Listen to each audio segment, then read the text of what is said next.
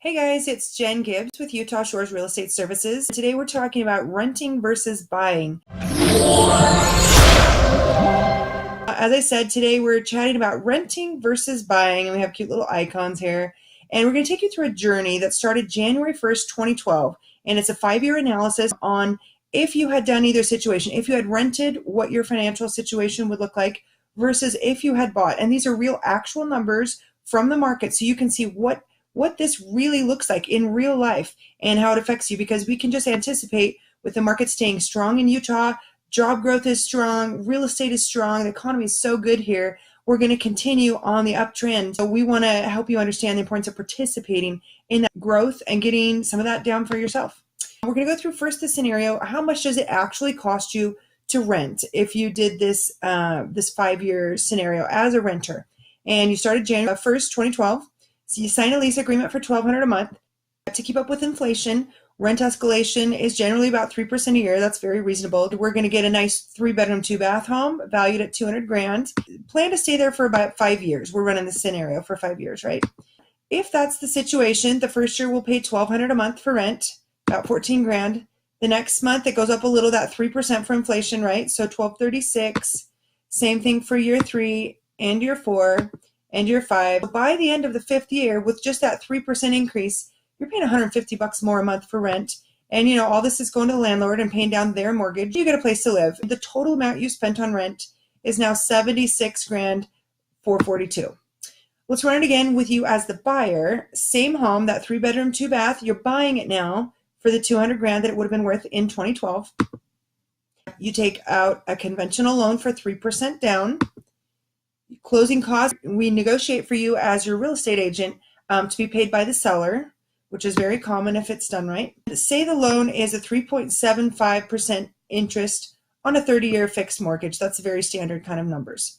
So what that's going to look like payment-wise is $1,194. And what that payment is not just your mortgage, it's also your taxes, PMI insurance, which is an insurance the lender requires oftentimes. And so your principal and interest, what's amount that's going exactly to your loan to pay off principal and interest, is about $898. So that's going to the loan. This is the other things that go along with home ownership that are required. And so your payment's going to be $1,194. So, very comparatively close to that $1,200, right, that you were going to pay for rent. So here's how the numbers shake out. We're not changing every year. Even though inflation is going up, your payment is not going to go up. It's going to stay at that $1,194 all the way through the end of that 5th year. And you're going to be paying about $14,000 a year. If you account for your 3% down on your mortgage, which was $6,000, you're looking at about $77,640. And if you're scratching your head now, yeah, the numbers are very close to the same, very close to what you would have spent on rent versus what you would have spent if you were buying a home, even taking into account that little chunk of a down payment. After 5 years, you're virtually the same. But you get some benefits to buying the real estate that you do not get if you were renting a property. So let's chat about those. Cash flow. If you decide that you're not going to stay in that property and eventually you outgrow it and decide to rent it out, if you rent it out now, in that 5th year for $1,350, which is the going rate, but your payment's only that $1,194, guess what? You're the one keeping the $150 in the middle, and that's called cash flow. Next, appreciation. We'll go over that in a minute of what that looks like, how as the market increases, the money that you have and the value of your home increases. Debt reduction, paying down your mortgage, right? And lastly, tax benefits. Obviously, if we're going along and you are the renter, you're not going to be able to take advantage of any cash flow. Pretty much cash flow is really not an option if you're a renter, right? Because that's the landlord's job and they want that cash flow. And they should have it because they bothered to own the property, right? So let's talk about appreciation. Here is a graph. And again, these are real actual numbers from the market here in Utah from the year 2000 up to 2016. And this is the median sales price of residential real estate. So these are homes that people live in, right? And so this, in 2000, 161 was the median price. It kind of started rising. It looks very similar to that 3% for inflation, right? Then here's where we're going into the bubble you've heard of, where the values got super inflated, kind of craziness. And then the crash, you've heard these trendy terms talking about the market in the last decade. And then we started with the recovery. And the recovery, again, we're on the upswing. And so you can see less than a decade later, the market has returned so strong that it's even better than where we were right before that bubble burst. And so the market returns. Real estate is one of the best investments, if not the best investment that you can have over the long term. So if you owned a home here, even though you might have experienced some stuff in the crash, guess what? You're still way better off up here. So appreciation is a key thing you can take advantage of. Let's look at what that looks like. Say in 2012, if you bought that home for $200,000 and you're increasing 3% in that 1 year, you would have been at 206. And we're compounding, right? So now we're taking 3% of 206, not 200. This is compounding. One of Einstein's, favorite things. He said this was the most genius thing he'd ever heard of, was interest compounding. So then you're at 226 for your value. The following year, 240. Wow, these are serious jumps. And so this was a 10% change in the market, real numbers again. A 6% change only for this next year. Year 4 was a 7%. Year 5, 7% again. And we're super strong in Utah, looking at about 8.4%. Just depending on the area, some areas as high as 14% growth. Guys, do you understand, in 5 years where you would have been just renting, your property has gone up 75 grand in value. That's awesome. This is like a giant savings account. Like your mortgage is your savings account during this time. You didn't have to save extra in addition to your rent to put together a very powerful savings account with 75 grand in it. But wait, there's more. Debt reduction. So if we talk about your mortgage principal being paid down, so that's the amount you owe on your mortgage, right? Every payment is split up. About a third of it in the beginning goes towards paying down your loan. 2/3 of each payment goes towards interest that you've agreed to pay when you signed the mortgage note.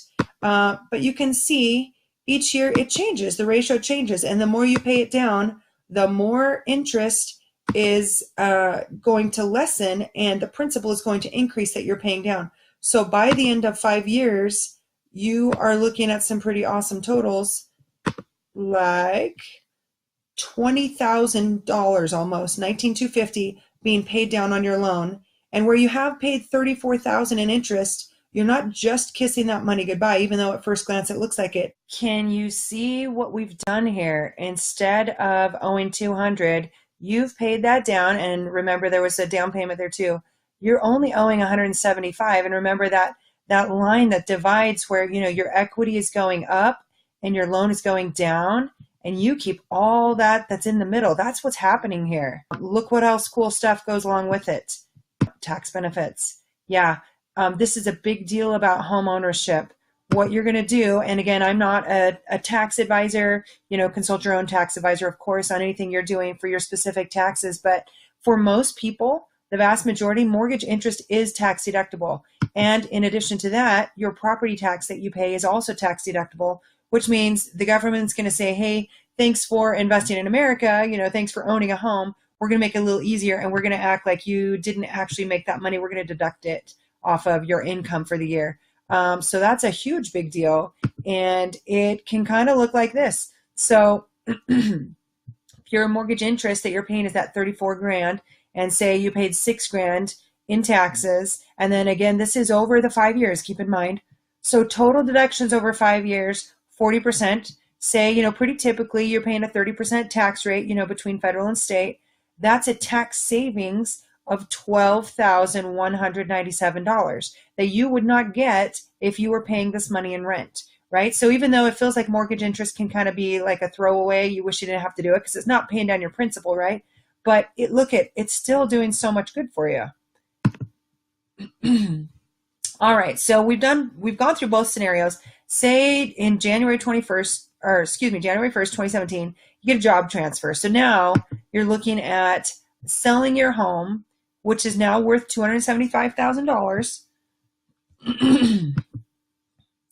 And you're going to go ahead and account that you are going to pay 7% in closing costs. That's pretty typical. When you list your home for sale, usually it's 3% goes to the buyer's agent, 3% to the listing agent, and probably you'll want to account for 1% in your own closing costs, or if you're going to maybe pay some closing costs for the person purchasing the home. So that's kind of a rounded out figure, but just go ahead and take that into account. And that's why you've got a mortgage to pay off, right? And so if you take those things into account, you're looking at cash proceeds of $80,000. Tell me where you would have saved up or gotten $80,000, if you had been paying rent. Because keep in mind, they're not paying, a mortgage and a savings account. Their mortgage is their savings account. That's pretty cool stuff that you would not be able to take advantage of had you not been a homeowner, right? So here's a breakdown. Rent, you would have spent 76 grand. Payment, 77 grand. But if you go and sell your house, you'll get all of that plus some back, plus your tax benefits. You're ahead. It's basically you lived for free and got 15 grand in cash for being a homeowner. Except for it doesn't feel like that because you'll get this check all at once at title when you close on your home. So even though you've dripped on it month after month as a mortgage payment, look at this. And this market in Utah, and this market is very, very strong still and continues to be. The difference of renting versus buying is $91,647.75. Huge, almost six figures that will come to you just for putting out a little bit of effort and taking the time to align yourself with a good realtor to help walk you through the process, find a property that you love or at least that you can get into. You know what? Honestly, guys, if it's your first home, it may not be your dream home. It may not be as cute and awesome as you had in your mind, but you know what? You need to jump in somewhere and start getting this appreciation. You know what I mean? Even if it's a condo or a townhome and you would imagine something with, a quarter-acre lot of a yard, get in somewhere. Take advantage of these 7 and 8% gains in the market and 10%, that we looked at before. The only way that you can participate in this market growth is by jumping in somewhere.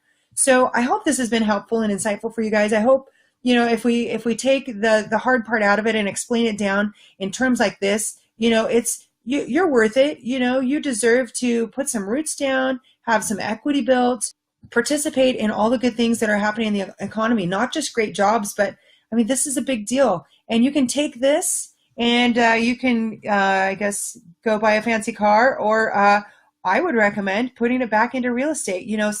Say now you do want that house with a quarter-acre lot or brand new construction or somewhere closer of a commute. You can take this 91 grand and plunk it down on something that is $350,000 or $400,000 of a house, and now you're only getting a mortgage for 100 grand less than that, right? Like you are getting a house payment that's 300-ish or so.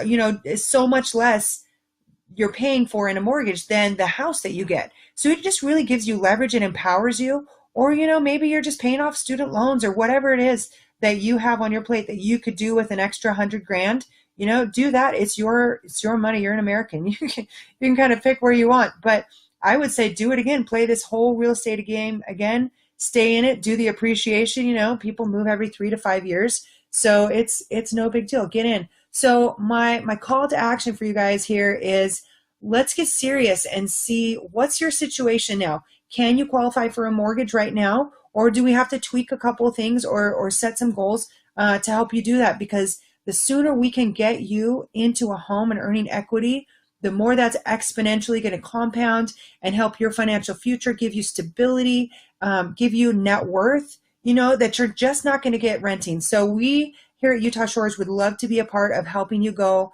from renting into buying your very own property and being, participating in that American dream of home ownership and doing things on your own terms and not sharing a wall and, having the dog in the yard if that's what you want, So we'd love to be a part of that.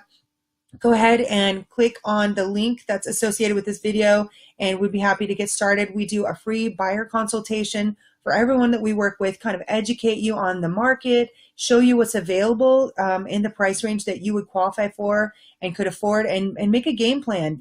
Sometimes it's a lot easier than you think. Sometimes you're closer than you think, and you just don't know until we sit down and take, a couple 30 minutes, no obligation, just chat about your situation, about the market, about what your options are. And we're really big on education. We just want you to feel empowered and know that, no matter what your situation is, there is a path.